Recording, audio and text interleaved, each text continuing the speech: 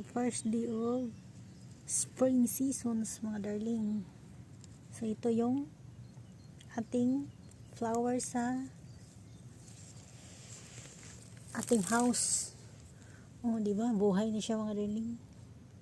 Ang ganda niya, mga darling.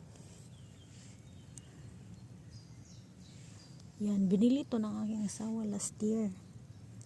At tinanim ko dito at yan, buhay na siya kasi spring na siya. O diba? Ang ganda-ganda.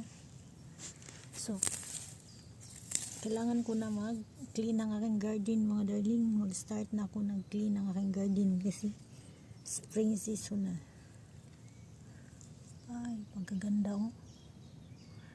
Pagkagandang bulaklak.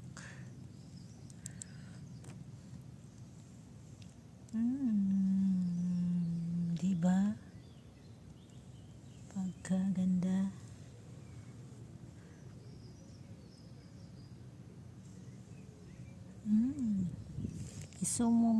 Isom natin, mga darling. Ang ganda-ganda talaga.